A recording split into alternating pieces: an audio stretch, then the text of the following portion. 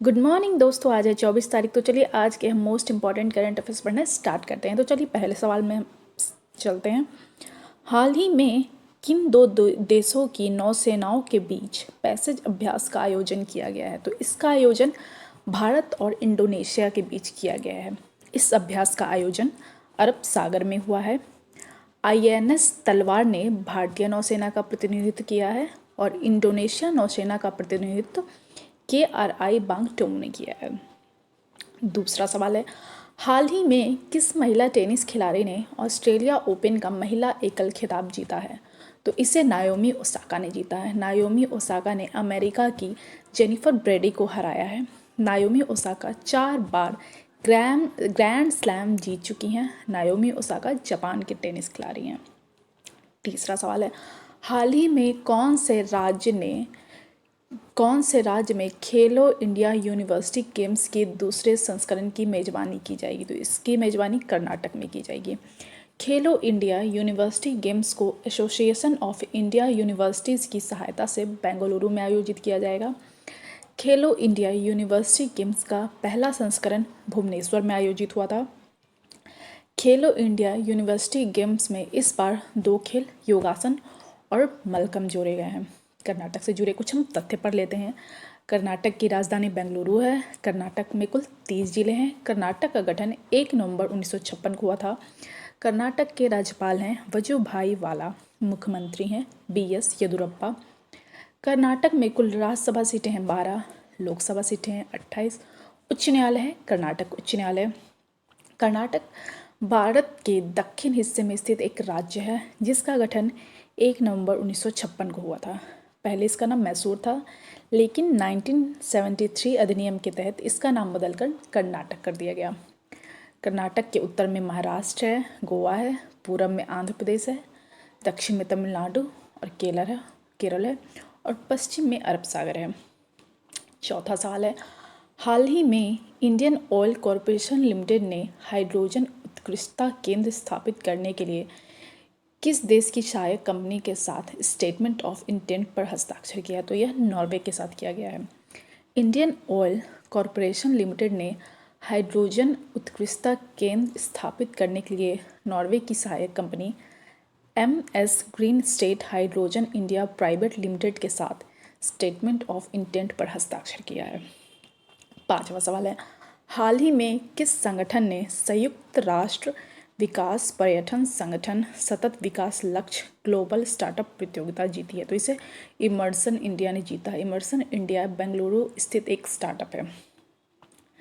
छठा सवाल है, चंद्रयान 3 की लॉन्चिंग कब की जाएगी? तो इसकी लॉन्चिंग 2022 में की जाएगी।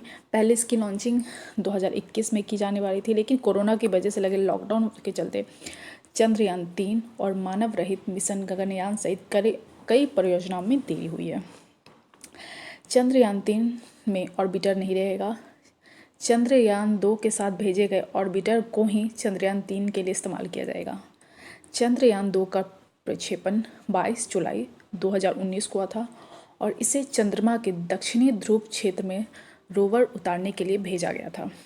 चलिए, इस चंद्रयान 2 और 3 को इसरो ने लॉन्च किया है, तो इससे इसरो से जुड़े हम कुछ मुख्य तथ्य पढ़ते हैं।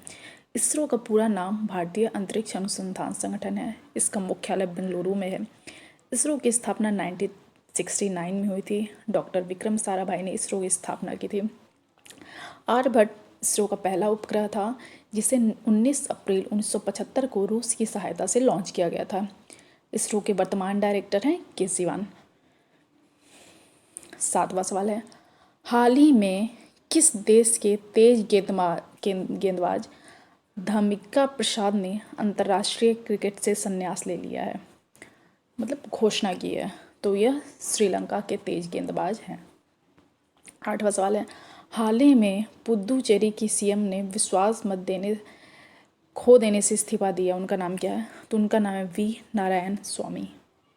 नौवां सवाल है, हाल ही में किस संगठन के द्वारा भारतीय नौसेना के लिए विकसित VLSR SAM के 2 सफल प्रक्षेपण किए गए हैं? तो ये रक्षा अनुसंधान और विकास संगठन के द्वारा किया गया है। DRDO ने vertical launch short range surface to air missile SRSAM को के 2 सफल लॉन्च किए हैं। रक्षा अनुसंधान और विकास संगठन ने vertical launch short range surface to air missile के 2 सफल लॉन्च किए हैं। उड़ीसा के तट से एकीकृत परीक्षण रेंज चांदीपुर से एक स्थिर वर्टिकल लॉन्चर से 22 फरवरी 2021 को इन्हें लॉन्च किया गया था। DRDO का मुख्यालय नई दिल्ली, गठन 1958 में हुआ था। उत्तरदायी मंत्री है राजनाथ सिंह। रक्षा मंत्री रक्षा अनुसंधान और विकास संगठन भारत सरकार के रक्षा मंत्रालय के प्रशासनिक नियंत्रण के अधीन कार्य करता है। वर्तमान में डॉक्टर जी सतीश रेड्डी DRDO के चेयरमैन हैं। 10वां सवाल है, अयोध्या में निर्माणाधीन हवाई अड्डे का नाम क्या रखा जाएगा? तो उसका नाम रखा जाएगा मर्यादा पुरुषोत्तम श्री राम एयरपोर्ट। 11वां सवाल है, किस राज्य में भारत का सबसे ऊंचा एयर प्यूरिफायर फिल्टर स्थापित किया जाएगा? तो इसकी स्थापना चंडीगढ़ में की जाएगी। 12वां सवाल है, किस राज्य में लोक कला उत्सवम 2021 शुरू हुआ है? तो इसकी शुरुआत केरल में हुई है। केरल से जुड़े कुछ मुख्य तथ्य पढ़ते हैं। 1956 अधिनियम के तहत त्रावणकोर, कोच्चि, मालाबार तट को मिलाकर केरल राज्य का गठन 1 नवंबर 1956 को हुआ था। 1991 में केरल भारत का पहला पूर्ण शिक्षित राज्य बना। केरल की सीमाएं उत्तर में कर्नाटक से लगती है और एवं पूर्व में तमिलनाडु से लगती है। केरल में कुल 44 नदियाँ हैं, जिसमें से 41 पश्चिम में और 3 पूर्व में बहती हैं। जनसंख्या के हिसाब से केरल का सबसे बड़ा जिला एर्नाकुलम और छोटा जिला वायनाड है। केरल के राज्यपाल हैं आरिफ मोहम्मद खान। मुख्यमंत्री हैं पिनरई विजयन। केरल के मुख्य शास्त्रीय नृत्य कथकली, मोहिनीअट्टम, थेयम और ठुलाल हैं। तो चलिए दोस्तों, अगर आप लोगों को मेरा वीडियो पसंद आया हो तो इसे लाइक कीजिए, शेयर कीजिए एंड सब्सक्राइब कीजिए।